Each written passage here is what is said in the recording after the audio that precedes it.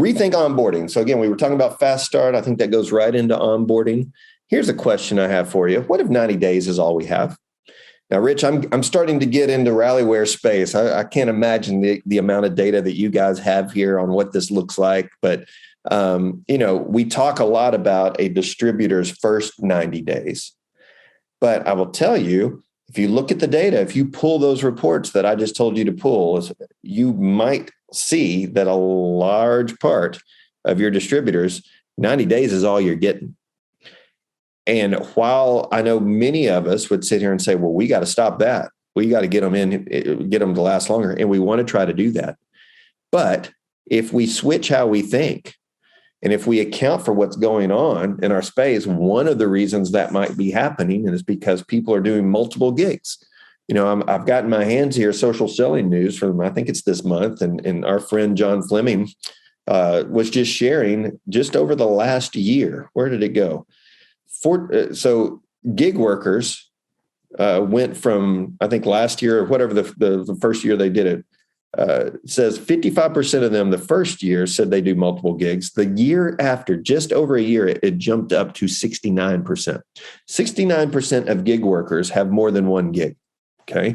Well, what does that say for us? We have to assume that people coming in as distributors in our business have multiple gigs. That's what that data tells us. It might not be exactly the same percentage, but I got to tell you, it would be unwise to think that that's not the case. And so they have divided focus in their lives. That's just where it is at. And rather than try to talk them out of that, maybe we need to accept it and update how we onboard them so that it resonates with them. Okay. What if we could help the masses take that next step? And how would you change your onboarding program if you thought 90 days was all you had? Again, I'm not saying we need to accept that, but yet if I look at that and say, you know what, 90 days is it, I bet you would change how you engage with the distributor in their first 90 days, So anyway, Rich, any thoughts there? Yeah, big one there. Thinking more and more as you read John's book and the additional articles that come out with the additional research they've done.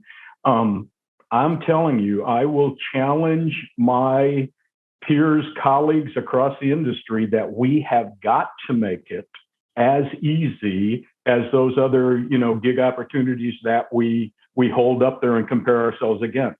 So What I mean by that is how easy it is for them to sign up. How easy is it for them to leave, but then come back through the door again?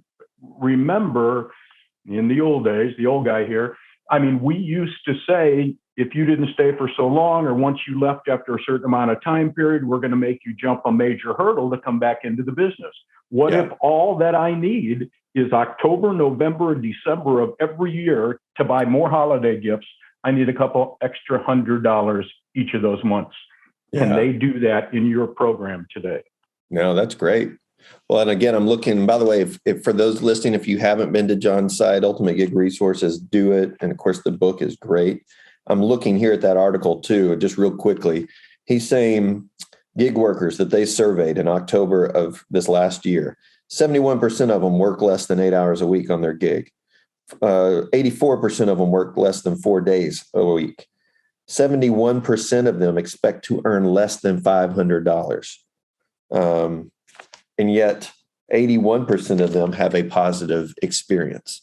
So again, if that's not resetting how we're thinking about things, I think it should. Our distributors should be segmented as well in how we treat them.